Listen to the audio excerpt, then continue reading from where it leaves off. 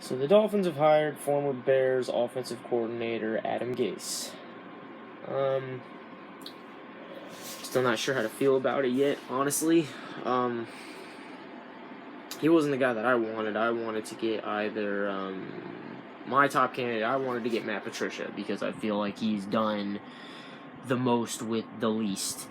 He's been their D coordinator since 2012, and then I believe he was like DB's coach or something back in 04 and worked his way up to defensive coordinator, and he's been D coordinator since 2012. And their defense has been really good. I think, if I recall, 2012, I think it was 2012, they weren't that great, but they got turnovers. And since then, they've been good. They had the Revis and Browner both left, and still this year they were amazing with nothing. And to me that was a huge accomplishment. And they've had injuries all year this year too, and they're still number 2 seed. And had they not have had injuries on offense, they probably would have been the number 1 seed. I feel like Matt Patricia has done an amazing job with that defense, and he is only 41. But Adam Gase is also 37, which I'm going to get to shortly. The other one I wanted was Mike Shanahan. Him I wasn't sure about at first, but then, reading articles and listening to people talk, everywhere he's gone, he's had a good running game.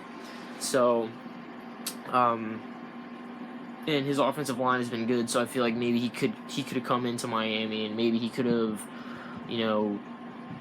pulled in some of the right people, maybe draft a couple guys, and maybe our offensive line looks improved.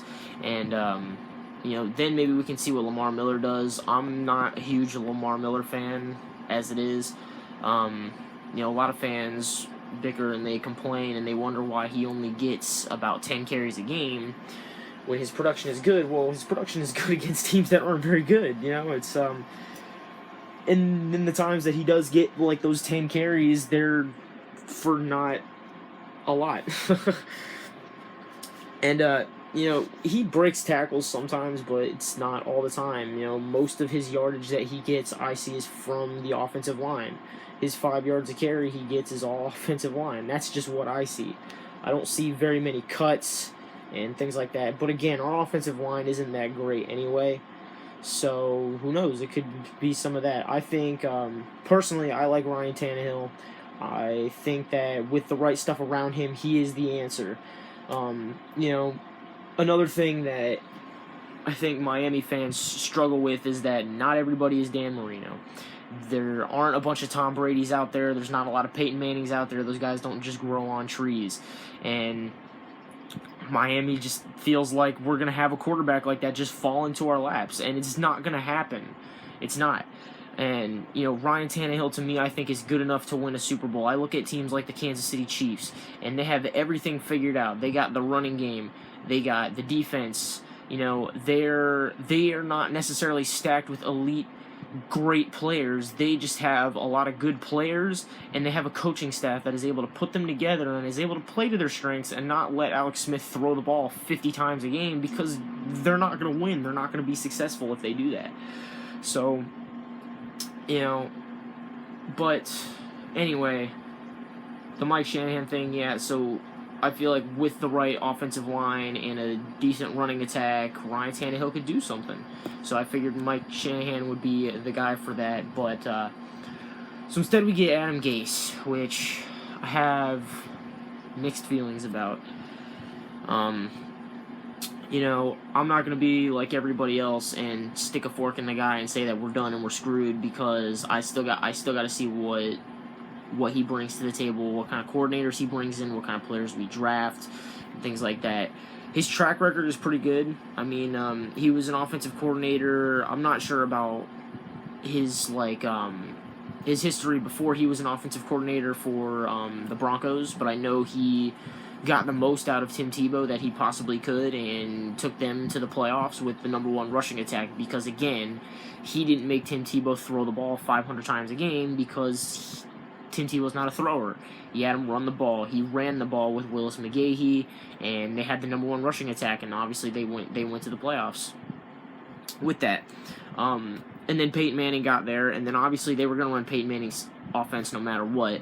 So for him, it was the smart move it was best for the team for him to step down and not call plays, let Peyton run the offense. And then in Chicago, obviously, Chicago doesn't have super great players. I mean, Alshon Jeffrey's good, Martellus Bennett's good, and Matt Forte has been carrying that team pretty much since he got there. Jay Cutler is god-awful, and he somehow helped him have one of the best seasons of his career. Even though, again, it wasn't that great. Again, the Bears are just a train wreck as it is anyway. So, who knows? I have no idea. This guy doesn't have head coaching experience, which is not good at all. But everybody's got to start somewhere, I guess. Something else, he is only 37, which makes him the youngest head coach in the league, which means there's probably going to be some growing pains like there is with rookie quarterbacks, rookie coaches, all that stuff. I'm not expecting a winner in year one, maybe not even year two. But,